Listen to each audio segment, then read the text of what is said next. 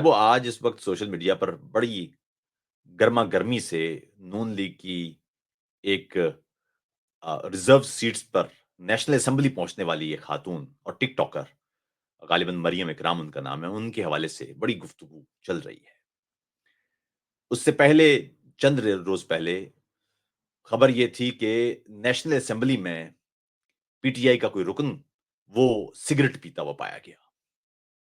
बात यह है साहिबों कि सबसे पहले तो आपको समझना चाहिए कि कौमी असेंबली क्या है, और फिर उसके बाद समझना चाहिए कि कौमी असेंबली में किसे जाना चाहिए। कौमी असेंबली पाकिस्तान में सेनेट से एक तरह से ज्यादा मोतबर इदारा है। उसकी वजह यह है कि पाकिस्तान में ज्यादा इख्तियारात कौमी असेंबली के पास है। अमेरिका मिसाल के तौर पर वहां पर सेनेट के पास ज्यादा इख्तियारात हैं। दुनिया के मुख्तलिफ ममालिक हैं जहां ताकत इन दो ऐवानों में से किसी एक के पास ज्यादा होती है, अमूमन होती है। उसूली तौर पर तो पाकिस्तान में भी सेनेट के पास ये इख्तियार ज्यादा होना चाहिए। उसकी वजह यह है कि पाकिस्तान में जो सूबों की आबादी है वो मुख्तलिफ है, और कौमी असम्बली को ज्यादा ताकत दिए जाने का मतलब ये होता है कि पंजाब के पास ज्यादा ताकत आ जाती है, क्योंकि वो आबादी के एतबार से ऐवान बनता है, जबकि सेनेट सूबों की शमूलियत के जरिए बनता है। याद रखिएगा कि कौमी असम्बली अवाम की नुमाइंदा है, जबकि सेनेट वो अगर एक मुल्क में बहुत सारी रियासतें हों तो रियासतों की नुमाइंदा, और अगर एक मुल्क में बहुत सारे सूबे हों तो सूबों की नुमाइंदा है। यानी दोनों का काम यह है कि एक अवाम के हुकूक का तहफ़्फ़ुज़ करे और दूसरा सूबों के या रियासती हुकूक का तहफ़्फ़ुज़ करे। इस तरह से एक बैलेंस बनता है। आपने कभी सोचा है कि जब कौमी असेंबली है तो फिर सेनेट की ज़रूरत क्या है? यानी अगर ऐवान ज़ेरी मौजूद है तो फिर ऐवान बाला की ज़रूरत क्या है? ज़रूरत ये है कि एक बैलेंस रहे, एक चेक रहे। ऐसा ना हो कि अवाम अवाम कोई नादुरुस्त फैसला दे दें तो उसके ऊपर कोई चेक ना हो, और इसी तरह अगर कोई सूबे कोई फैसला दे दें तो अवाम का कोई चेक ना हो। तो इसलिए चेक एंड बैलेंस रखा जाता है। यही जमहूरियत है। जमहूरियत में शुतर बेमहार कुछ नहीं होता। जमहूरियत बादशाहत नहीं होती कि आपने जो तय कर लिया है फिर वही कुछ होगा, और बादशाह सलामत का हुक्म आ गया है तो वो रहनुमा ने कर दिया। जर्मनी में एक दौर था, यहाँ पर हिटलर को फ्यूहर या रहनुमा कहा जाता था, और हाइल हिटलर के नारे लगाए जाते थे, और तमाम तर कानून और तमाम तर ताकत और तमाम तर इख्तियारात का मंबा वो एक शख्स था। वो पार्लिमान से भी बाला था, वो ऐवान से भी बाला था, वो अवाम से भी बाला था, वो इंसानी हुकूक से भी बाला था। वो कानून हर शय से बाला था, और एक तरह की शुतर बेमहार एक मुतलकिल अन्नान किस्म की बादशाहत था। उसका नतीजा क्या निकला? एक तबाहकुन आमरीत जिसने 63 मिलियन से ज्यादा इंसानों का कत्ल किया। यहाँ याद रखिएगा, दूसरी आलमी जंग में कोई 63 मिलियन यानी कोई 6.5 करोड़ के करीब इंसान मर गए थे। और उसकी वजह क्या थी? एक ऐसा पागल ऐवान इक़्तिदार में बैठा हुआ था जिसको कोई संजीदगी नहीं थी इस पूरे निज़ाम के साथ या इंसानियत के साथ, या किसी के साथ हमदर्दी भी नहीं थी। जो उसके दिमाग में आ रहा था वो कर रहा था, और उसके पूछने वाला कोई नहीं था। तो इसलिए चेक ज़रूरी होता है। सवाल ये है कि कौमी असेंबली में किसे जाना चाहिए? साहबो, कौमी असेंबली कानून साज़ इदारा है, और मैंने जैसा कि कहा कि पाकिस्तान में कौमी असेंबली के पास इख्तियारात कदरे ज़्यादा हैं सेनेट के मुकाबले में। यानी पाकिस्तान में जो अवामी नुमाइंदगी का इदारा है, वो सूबाई नुमाइंदगी के इदारे से ज़्यादा ताकत या इख्तियार रखता है।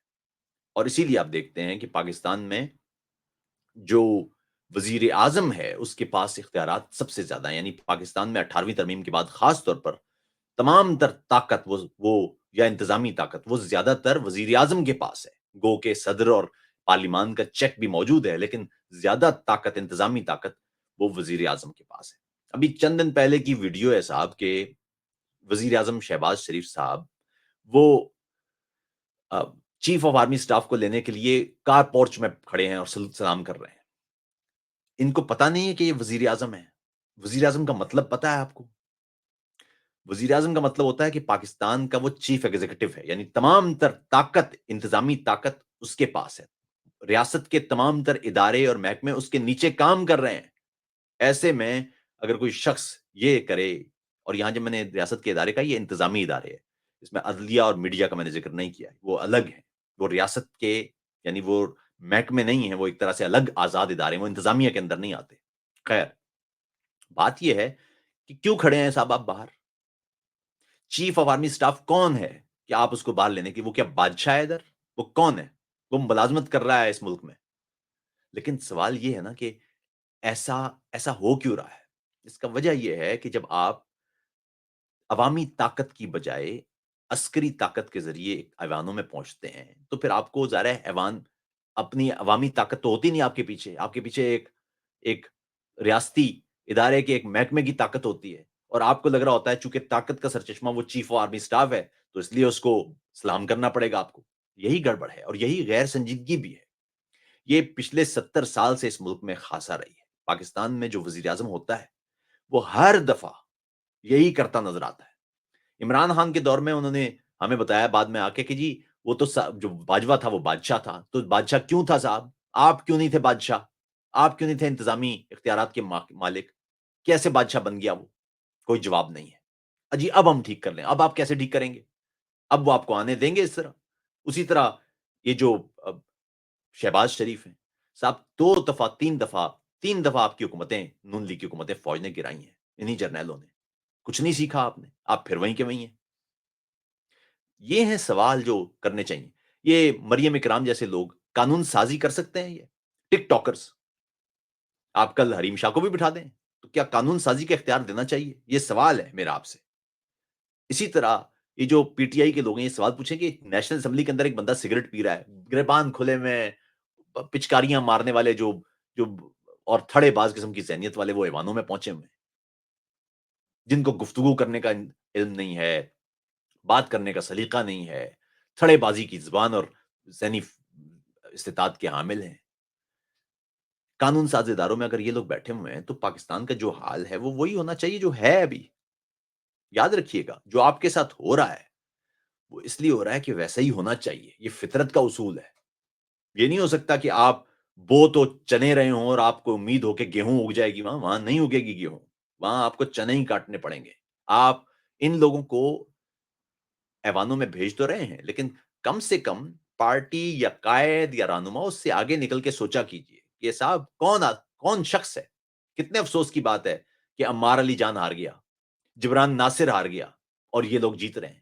پھر یہ جماعتیں خود اپنے آپ سے سوال پوچھیں کہ ٹک ٹاکرز اور یہ سوشل میڈیا سٹار یہ کیا ایوانوں میں جا کے بیٹھیں گے؟ کیا تعلیمی قابلیت ہے ان کی؟ قانون سازی کیسے کر سکتے ہیں یہ؟ کیا یہ اقربا پروی کے زمرے میں نہیں آتا کہ فلاں نے سفارش کر دی تھی تو آپ اس کو قانون ساز اداروں میں بھیج دیں، حکومتی فیصلے کرنے لگ جائیں، عوام کی تقدیر کے ساتھ کھیلنے لگ جائیں؟ یہ سوال ہے اور یہ پاکستان میں تمام سیاسی جماعتوں کے اندر ہیں۔ یہ جب تک معاملات حل نہیں ہوں گے پاکستان جمہوری سفر میں آگے نہیں بڑھ سکتا۔ آپ اس وقت تک فوج کے بوٹ ہی پالش کریں گے کیونکہ آپ کو پتا ہے کہ آپ عوام کو سرو کرنے کے لیے تو بیٹھے نہیں ہیں۔ یہ خوفناک بات ہے کہ آپ ظاہر ہے پاکستان ایک جمہوری سفر میں ہے، یہی سیاسی جماعتیں ہیں، انہوں نے ہی ٹھیک ہونا ہے، لیکن مناسب طریقہ یہی ہے کہ پاکستان میں ہم جیسے لکھنے والے عام سول سوسائٹی کے لوگ وہ ان سیاسی جماعتوں پر اسی انداز سے کھلی تنقید کریں اور ان کو بتائیں کہ یہ راستے ٹھیک نہیں ہیں۔ سیاسی جماعتوں کو علم ہونا چاہیے کہ قانون سازی کوئی مذاق نہیں ہے، قانون سازی ایک مشکل عمل ہے، ایک سنجیدہ عمل ہے اور وہاں سنجیدہ لوگ پارلیمان میں بھیجے جانا چاہیے۔ ریزرو سیٹس آپ کو پتا ہے کیا ہوتی ہیں؟ ریزرو سیٹس یہ ہیں کہ پارلیمان میں وہ طبقات جن کی نمائندگی نہیں ہے ان کی نمائندگی یقینی بنائی جائے۔ آپ یہ بتائیے کہ ٹک ٹاکرز یہ کیا خواتین کے حقوق کی نمائندگی کر سکتے ہیں؟ یہ کون لوگ ہیں یار؟ کیسے پہنچے ہیں یہ؟ یہاں پر ان ریزرو سیٹس پر تو انتہائی پڑھے لکھے لوگ، خاص طور پر انسانی حقوق اور خواتین کے حقوق کے علم بردار، ان کو نشستیں دی جانا چاہیے تاکہ وہ جا کے پارلیمان میں جب قانون سازی ہو تو وہ خواتین کے حقوق کو یقینی بنائیں۔ یا اقلیتوں کے وہ جو مخصوص نشستیں ہیں، اقلیتوں کے لوگ، وہ لوگ جو مضبوط لوگ ہیں، وہ لوگ جو بھرپور آواز کے حامل لوگ ہیں، وہ لوگ جو اقلیتوں کے حقوق کے تحفظ کے لیے اپنا جینا مرنا ایک کیے ہوئے ہیں، ان کو نشستیں ملنا چاہیے نا یہ کہ وہ جائیں اور پارلیمان کے اندر مضبوط آواز بنے اقلیتوں کی۔ یہ کیا خانہ پوری ہے کہ آپ کسی کو بھی اٹھا کے اور وہ آپ پارلیمان میں بھیج دیں گے اور پھر عوام اس کو بھگتیں گے اور وہ جو ان سے آپ نے صرف ٹھپے لگوانے ہیں؟ کیا یہ جمہوریت ہے؟ یہ جمہوری سفر میں کسی صورت جائز نہیں ہے۔ ریزرو سیٹس کا مطلب ہے کہ پارلیمان میں کمزور طبقات جن کی نمائندگی ہونا چاہیے اور کم ہے ان کی زیادہ نمائندگی ہو، اور زیادہ نمائندگی کا مطلب یہ ہے کہ وہ پھر خواتین کے حقوق یا اقلیتوں کے حقوق یا دیگر ان کی بھرپور نمائندگی اس طرح سے ہو کہ وہ آواز اٹھا سکیں، وہ لڑائی مقدمہ لڑ سکیں، وہ یہ لڑائی اور جدوجہد کر سکیں۔ یہ نہیں ہو سکتا کہ آپ وہاں فلاں نے فون کر دیا تھا تو فلاں کے رشتہ دار اور فلاں کے چاچے کا بیٹا اور فلاں کی پھپھو کی بچی اس کو آپ ایوانوں میں بھیجیں۔ اس سے پاکستان کی عوام کو کوئی فائدہ نہیں ہے، اس سے پاکستان کے ٹیکس پیئرز کے پیسے ضائع کر رہے ہیں، اس سے جمہوریت کے سفر کو کوئی فائدہ نہیں ہے، اس میں پاکستان میں دستوری بالادستی کو کوئی فائدہ نہیں ہے، اس میں آپ نے کار پورچے میں جا کے چیف آف آرمی اسٹاف کو سلامی کرنا ہے۔ اپنا خیال رکھیے گا۔ السلام علیکم۔